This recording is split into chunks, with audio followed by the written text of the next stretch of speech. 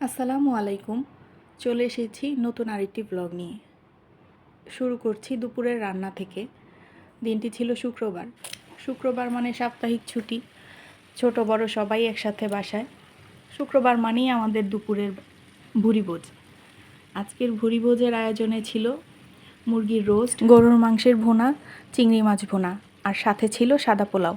এই তো রান্নার যুদ্ধ শুরু। চুলায় রোস্টের চিকেনগুলো ভাজতে দিয়ে পাশের চুলায় গরুর মাংসটা বসিয়ে দিচ্ছি। আমি হাতে মেখে বসাই গরুর মাংস। এভাবে গরুর মাংসটা প্রথমে তো চুলায় বসাবো, তারপরে দিয়ে দিব ইন্ডাকশান চুলায়, কারণ শুক্রবার দিন আমি কোনোভাবেই নামাজের আগে রান্না শেষ করতে পারি না। এই তো এই মাংসটা মেখে একটু রেখে দিলাম, তার পাশে চিকেনগুলো ভেজে নিচ্ছি। আজকে আর বেশিক্ষণ ম্যারিনেট করার সময় নেই, তাই চুলায় বসিয়ে দিয়েছি। এই তো এখন ইন্ডাকশান চুলায় দিয়ে এসেছি মাংসটা, আর এই চুলায় বসিয়ে দিচ্ছি চিংড়ি ভুনাটা। চিংড়ি মাছ ভুনা তো একদমই সহজ, আর রান্না করতেও খুবই অল্প সময় লাগে। আমরা যে এলাকায় থাকি সারা সপ্তাহ মোটামুটি গ্যাস থাকলেও শুক্রবার দিন অনেক ঝামেলা করে, তাই কিছু করার নেই। চুলা, ইন্ডাকশান, রাইস কুকার সব কিছু মিলিয়ে তাড়াতাড়ি রান্নার চেষ্টা, নইলে আমার কখনোই টাইম মতো শুক্রবারে খাবার রেডি হয় না। যাই হোক, এদিকে চিংড়ি মাছ ভুনাও হচ্ছে, রোস্টও হচ্ছে, আর ইন্ডাকশানে হচ্ছে গরুর মাংস। 3 জায়গায় একসাথে করতে আমি খুব হিমশিম খাচ্ছি। তারপরেও বড় মেয়েরা বাসায়, তাই ছোট বোনদেরকে দেখে রাখছে আর কি। এই তো চিকেন ভাজা শেষ, এখন রোস্টের জন্য মশলা রেডি করে নিচ্ছি। এই তো মাঝখানে একটু আমার বাচ্চার শব্দ পাবেন, ওকে কোলে নিয়েই ভয়েস ওভার দিতে হচ্ছে, কারণ ও এখন ওর বোনদের কাছেও থাকবে না। কিছুই করার নেই, এই পেজ চালানোর জন্য অনেক কষ্ট করতে হচ্ছে, বাচ্চাকে নিয়েই সব কাজ করতে হয়। আপনাদের কাছে অনুরোধ থাকবে, যারা আমার ভিডিওটি দেখছেন প্লিজ একটা লাইক কমেন্ট করে আমার পাশে থাকবেন। আমি এই যে কষ্ট করছি, আপনাদের লাইক, কমেন্ট এবং শেয়ার আমার এই কষ্টটাকে সার্থক করবে। এই তো ভিডিওতে চলে আসি। চিংড়ি মাছটা প্রায় হয়েই গিয়েছে, এখন একটু ঝোল দিয়ে দিব। ঝোলের পানিটা শুকিয়ে গেলে কাঁচামরিচ দিয়ে একটু দমে রেখে নামিয়ে নিব। এই তো হয়ে গিয়েছে। চিংড়ি মাছ রান্না তো হয়েই গেল, এদিকে আমার গরুর মাংসটাও কষানো হচ্ছে। চিংড়ি মাছটা নামিয়ে গরুর মাংসটা চুলায় নিয়ে যাব, আর এখানে বসিয়ে দিব সাদা পোলাও। এই যে রোস্টে আমি একটু দই দিয়ে দিচ্ছি। দুধ জাল করা ছিল না, ফ্রিজে বরফ হয়ে আছে, তাই দই ছিল, দই দিয়ে দিলাম।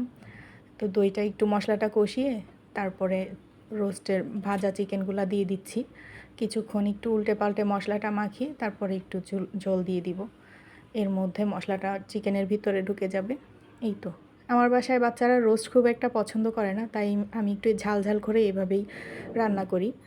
বাদাম বাটা থাকলে আমি ওইটা দেওয়ার চেষ্টা করি, আজকে বাদাম বাটা ছিল না। যে চিংড়ি মাছটা নামিয়ে গরুর মাংসটা চুলায় কষিয়ে নিয়েছি, তেল ভেসে ওঠার পর এতে আলু দিয়ে দিচ্ছি। আলু দিয়ে কিছুক্ষণ এভাবেই ভাজা ভাজা করব, তারপরে ঝোলের জন্য দিয়ে দিব গরম পানি।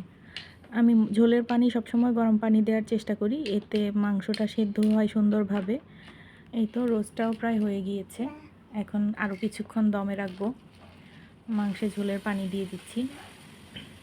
গরম পানি দিলে মাংসের যেই সিদ্ধ হওয়ার প্রসেসটা, ওইটাতে কোনো বাধা পড়ে না, ওইটা ভালোভাবে কাজ করে। আর গরম তরকারিতে ঝোলের পানিটা ঠান্ডা দিলে তখন দেখা যায় মাংসটা সিদ্ধ হতে সময় লাগে, অনেক সময় দেখা যায় শক্ত থেকে যায়। এই তো ইন্ডাকশানে আমি পোলাও বসিয়ে দিচ্ছি, তার আগে একটু বেরেস্তা করে নিচ্ছি। বেরেস্তা ভাজার পুরো ক্লিপটা আমার নেওয়া হয় নাই, ফোনে দেখলাম যে ভিডিওটা হয়নি। এই তো পোলাওয়ে আমি শুরুতেই একটু তেলের সাথে ঘি দিয়ে দিচ্ছি, তারপর একটু গরম মশলা দিয়ে চালগুলোকে ভালোভাবে ভেজে নিব। চালগুলো যদি ভালো করে ভাজা হয় তাহলে পোলাওটা খুব ঝরঝরে হয়। এই তো একটু আদা রসুন বাটা দিয়ে দিচ্ছি, আর জিরার বাটাও দিয়েছিলাম, ওইটা কোনো কারণে মিস হয়ে গিয়েছে, লবণ দিয়ে দিলাম। ভাজা হয়ে গেলে একটু দুধ দিব, আর পানি মেপে রেখেছি চালের ডাবল, ওই হালকা গরম পানি দিয়ে। তারপরে তো পোলাও রান্না সহজই, শুধু দমে রাখা, ফুটে ওঠার অপেক্ষা। এই তো কিছু মটরশুঁটি ফ্রোজেন করা ছিল, ওইটা দিয়ে দিয়েছি, দেখতে সুন্দর লাগে এই আর কি। আমার পোলাও চুলায় থাকতে থাকতেই নামাজ শেষ করে বাসায় চলে এসেছে। তো ভাগ্যিস তখন চুলায় দমে দেয়া ছিল পোলাও, নইলে তো খাবার খেতে অনেক দেরি হয়ে যেত। আসলে শুক্রবার দিন আমি সকালে ঘুম থেকে উঠতে একটু অলসতা করি, দেখা যায় যে সকালের কাজটা দেরিতে শুরু হয়, তাই দুপুরের কাজটাও দেরিতে হয়। আজকে আবার আমাদের একটু বাইরে যাওয়ার প্রোগ্রাম ছিল, সেই জন্য আর একটু ঝামেলা হয়ে গিয়েছে। তো যাই হোক, সময় মতো রান্না শেষ করতে পেরেছি। রান্না শেষ করে তারপর সবাই একসাথে খেয়ে নিয়েছি। রোস্টে আমি ফার্স্টে ঘি দিতে ভুলে গিয়েছিলাম, তো শেষে গরম রোস্টের উপরে একটু ঘি দিয়ে দিয়েছি যাতে ফ্লেভারটা সুন্দর হয়। তো এখন আমরা সবাই খেতে বসে পড়ছি, প্লেটটা সাজিয়ে নিচ্ছি।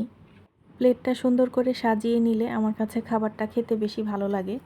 এই তো অনেক কষ্ট করে রান্না বান্না শেষ করেছি, ফ্রেশ হয়ে নিয়ে এখন একটু আয়েশ করে বসে দুপুরের খাবারটা খাবো।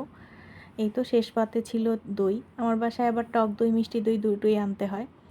দেখা যায় কেউ মিষ্টি দই খায়, কেউ টক দই খায়, তবে দুটো দই খুব মজা ছিল। খাওয়া দাওয়া শেষ করে সবাই একটু বিশ্রাম করে নিয়েছি, তারপরে এই তো বেরিয়ে পড়েছি। কিছু কেনাকাটা ছিল, সংসারের প্রয়োজনীয় কাজ ছিল, এগুলো করতে। তো এই যে আড়ংয়ের শোরুমে গিয়েছিলাম। আজকে আড়ংয়ের পরিবেশটা অনেক শান্ত ছিল, ভাবলাম একটু ভিডিও করে নিই। আমার কথার মাঝে মাঝে কিছু অপ্রত্যাশিত শব্দ হচ্ছিল, আসলে ছোট বাবুকে সাথে নিয়ে ভয়েস ওভার দিচ্ছি তো, তাই প্লিজ ইগনোর করবেন।